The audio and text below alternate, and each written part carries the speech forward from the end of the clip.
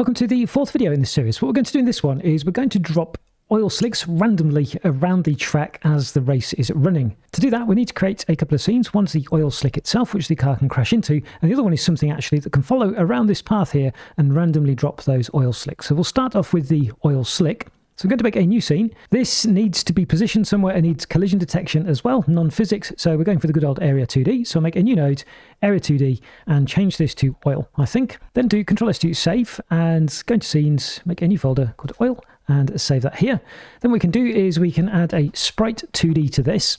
And this on the right hand side is going to be the splat here. Now when I was preparing this, it was a little bit big like this. So I'm going to scale it down to around 0.4. I think. Obviously we can always tune that, and then we need to select the root node and add a collision shape 2D to this, which we've got, and this one can be a good old circle shape, I think, and I'll grab the handle here, just make it around the size of the slick, something like that. That'll do. Okay, then selecting the root node, let's go to collision and set up the collisions. So we want just mask 1 here to detect the car, and then we'll invoke a function on the car, a bit like with the hit boundary. And as far as visuals are concerned, that's it for the oil. Let's add ourselves a script to this. So we'll create oil.gd, and then we can remove the process because it doesn't need to do anything. What we're going to do is basically make this disappear after a random amount of time. I'm not going to export the variables or anything here. So we're going to do await get tree, then we can do a create timer, and here we'll make a random time range. So I'll do a randf range, I think it is. Yep, randf range.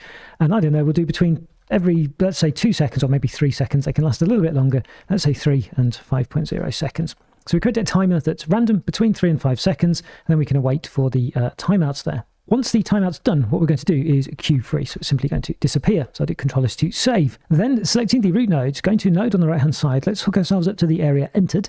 And inside here, we want to do the check that we did in track. So we'll say that if area is car, and for now, what we'll do is we'll simply print that the on area entered. So I'll print on area entered and call this oil as well, I think. All right, so I think that's everything we need for this. What we could do actually is give this a class name. So I'll give this a class name and call this oil hazard, I think. We can use that then inside the scene we're about to do, which is going to be dropping these oil scenes. Before we do that though, let's test out, because I was quite quick there, that all of this is actually working. So I'm going to go to 2D view, to the track, select the root node, instantiate a patch of oil. Where are you? Are you all the way over there? So let's put it here. I'd like to verify in the output that we can actually hit this and we see something. So I'm going to run the game. Can I drive into it? Obviously, yes, because it's an oil slick. Let's have a look. Yeah, oil entered. Okay, excellent. And it's disappeared. I've seen there as well. That's also good. So F8 to close that down. Close down the output. Let's delete this oil slick. What we're going to do is we're going to have something called a path follow node, and that's going to follow this track path, and it's going to drop the oil slicks at random intervals. What we'll do before that is select the root node of the track, add a new plain old node, and we'll call this oil container. And we're going to use this as the parent of all of the oil splats that we create. So what we'll do then is we'll make this a path follow. So let's make a new scene and a new node, and we'll type path into here, and you should find the path follow 2D. I'll change the name of this to OilDropper. Control-S to save, and we'll make that a new scene. So we've got 4 now, yay, and save. Now we have a warning triangle here because it needs to be the child of a path, which it will be when we add it into the track, so don't worry about that. What I'd like to do is show you a little bit, in case you're not familiar, how these work. So we'll add a sprite 2D to this. On the right-hand side, with the inspector tab, select the dot, which is a teeny tiny bit too big. So we'll go to transform here and scale this to 0.1. And then I'm going to go down to the visibility, the modulate or self-modulate, it doesn't matter which one you use here.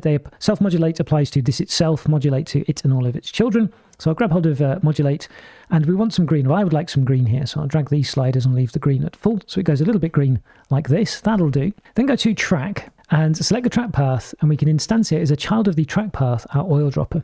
And you can see this appeared right at the beginning of the path. With it selected on the right-hand side, we have the progress and the progress ratio. This progress is actually what I was talking about when we were looking at the offset. So this is literally in pixels along the length of the path. It's been pre-calculated rather handily by Godot.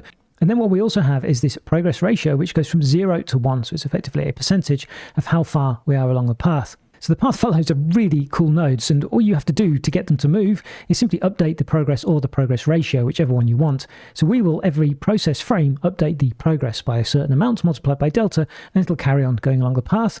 And because it's set to loop here, it'll also loop around the path as well. So once it gets to the end, it'll carry on from the beginning and keep going, and going. Now, when the game's actually done, we won't see this green dot. You'll see that we'll have a sort of debug switch and we can turn this off, but I'm going to leave it on for now because it's really handy to know where it is. And in fact, on most of the tracks, I've got 2 or 3 of these circulating and dropping oil splats. All right, then, so let's go back to the oil dropper then. I'm going to change the name of this to debug dot. And also, we're going to need a timer. We could do this from inside the code, but I think it's a little bit more straightforward to do it here. So we'll select the root node, and we'll add a timer node here. And this can be the drop timer. So I'll change the name of this to drop timer. And visually, or in terms of nodes, that's all we need. So let's select the root node, add ourselves a new script. It inherits path follow 2D, good. And OilDropper.gd also looks kind of okay. Green text means everything's all right. Let's hit create. So at the top here, let's give this a class name as well. So we'll give this class name OilDropper. In addition to that, we're also going to need some speed, which I guess we should export as well. And we'll also export the debug as well, so we can switch the visibility of our dot on and off.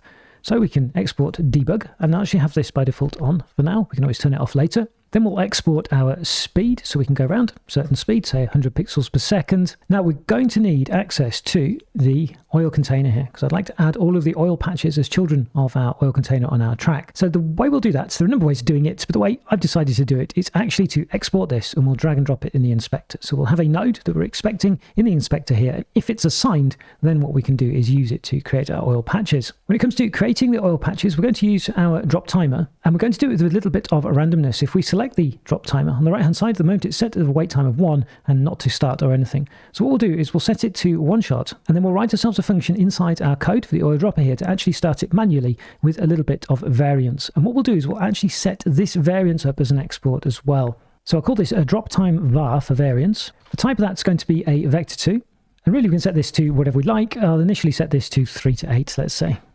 And then lastly, one final export I'd like to do is another float. So I'll take the speed, and this is going to be the drop margin. And I'll set this to 25 pixels. So we don't want to drop the splats always exactly on where the track is. So we're going to do a little bit of variability by having this drop margin as well.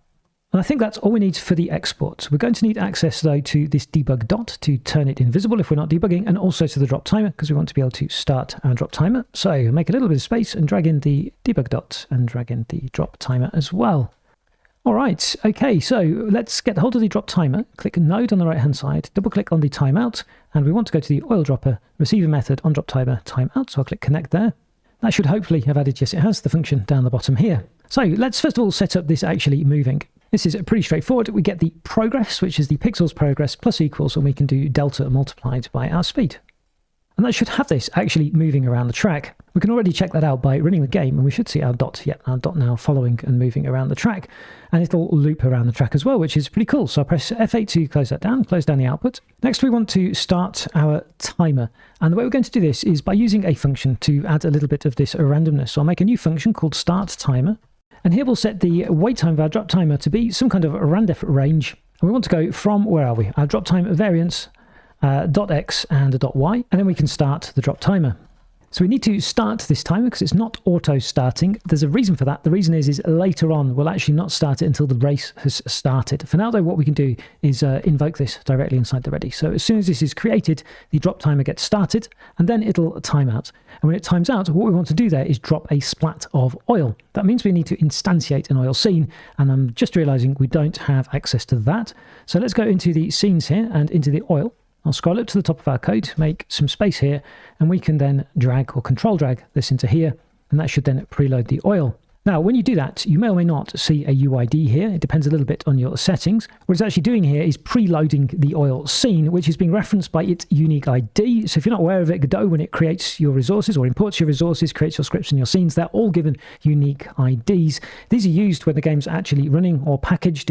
It actually packs all your resources into its own internal binary format, and it references the files in the file system to the binary by using the IDs. That's quite new in Godot, showing these with the preload. When you dragged and dropped, it used to have the actual path into the file system, and it's really personal preference which you prefer. Me being old, I prefer the old way simply because this is not very visual to me. You can hover over it and actually see where it's referring to, but nevertheless, I prefer the old way. If you do too, you can go to editor settings, and UID, and somewhere in here, text editor behavior, I think. Yeah, this drop preload resources UID is turned on. You can turn that off if you want to, which I'm going to do. Close, and I'm going to delete the oil from here and just re-control drag that in. And now I've got the path, which is simply a personal preference thing. You may be asking, well, what's the advantage of the UID? This looks a lot cleaner. There is an advantage to the UID. If I go now and mess around and change the locations of things in the file system, this path here is going to break. The fact is, though, if it does break, Godot will actually not run the game anyway, but that's by the by. So please do whichever you prefer. So we have a preload of our oil scene, which we can use now to instantiate instances of our oil scene. And when I say that, that's literally the same as, for example, with the track, when we instantiated our car scene, for example. We're doing exactly the same thing as that, just from inside our code. So let's actually stop talking about that and actually do it. So let's make a new function called drop oil. Then we'll ask ourselves, do we have our oil container? Because if we don't have our oil container, in fact, I'll do this way. If not oil container, then we'll simply return.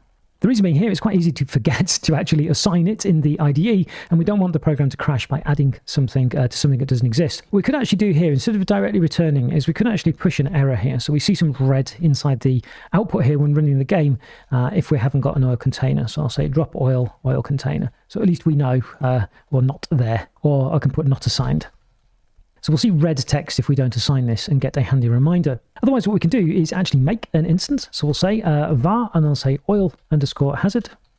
That's going to be of type oil hazard. And we can set that equal then to oil.and_instantiate. And that has instantiated now an instance of our oil hazard scene. It doesn't exist yet in the game. We need to add it as a child to our oil container. So we'll get hold of our oil container. We'll add a child, our oil hazard. Then we can set the position of our scene, so we can say that our oil hazard dot and global position is equal to, and that's going to be a vector2, and I'm going to go into distraction-free mode at the top here, and a new line so that you can actually see something. So we're going to take the global position here of our track, and I'm using global position here because when I was fiddling around with things preparing the game, I often found that I moved the track around. Therefore, it'll be offset, and we don't want things here to be offset. So I'm going to use the global position. So global position.x, and we want a bit of variation here. So we're going to do a randef range, and then we'll do minus and our drop margin to our drop margin. Then we can do exactly the same thing for the y. So I'll paste that in there, and we just want the y here. So we're setting ourselves up in a random position, which is from where we're being dropped. So that's the global position of this particular path follow node, and adding a little bit of a randomness as well, so we're not always dropped exactly on the path. Then once we've done that, what we can do is start a timer again. And then last but not least, we can drop the oil. So when the timer times out, we will drop the oil. And I think that is all we need to do. So I'm going to come out of distraction-free mode and move these over. So hopefully you can see the code a little bit if you're still looking at the code. Double checking here, I think I've got the feeling I've forgotten something. We're about to find out anyway. Let's have a look. 2D in the track. I have forgotten something. I already know. Inspector, need to assign the oil container. So I'll click the assign here and click on the oil container and click OK. And that we should hopefully see is splats appearing as this drives around. So I'll set the drop time actually to be quite low initially so that we do see something. And let's run this then. And let's see, do we get a splat? Yes, we got a splat. Cool. It's quite big, actually. It's bigger than I thought it was going to be. They are a little bit big, and they are also offset from the track, I'm noticing as well. If we got one there, yep, that's also offset. Cool, that's great. It doesn't look great with the collision shapes being on and everything, but it's good for debugging. But we're now getting regular splats. And the great thing here actually is I can close that down and actually get hold of the oil dropper on the left-hand side here and do Control D to duplicate that. And we've now got a second one. Now with a second one, they're actually both in exactly the same place. So we could actually randomize them a little bit. If you remember, there was, let me select one of them here. There is the progress ratio 0 to 1. So we could actually, in the OilDropper.gd, randomize a little bit where it actually starts. So we can set its progress ratio to be equal to randf. And that will start at a random position on the track. So on the track, they look like they're in the same position here. But if we go and run it, we should see that they start, there you go, in different random positions. So they're not sort of in exactly the same place. And I found when I was playing this game, actually, that I was adding sort of 2 or 3 of these into the game to create these oil slicks, which are pretty cool. Excellent. And we should also still be able to drive around, yes, and crash into them as well, which is nice. All right, then. So I'll press F8 to close that down, close down the output. I like to check the debug here, actually, because I'm not sure if I've just done that or not. Did I forget that? So I'm going to go here and turn off the debug and run this. I forgot it. I thought I had. Okay, so to finish off this video, let's fix that, Richard. Well done. So into the oil dropper here, what we can do here is, do we have the sprite? Yes, we do. Get hold of the debug dot, and we'll set that the visibility of that is equal to debug.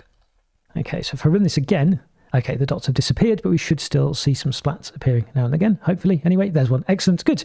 Okay, so I'll press F8 to close that down, close down the output, go back to the nice old 2D view. And with that done, in the next video, what we're going to do is get the car to actually spin when it hits the oil. We're not doing that now because there's a little bit to that. It's not just going to spin, it's also going to slip through the oil.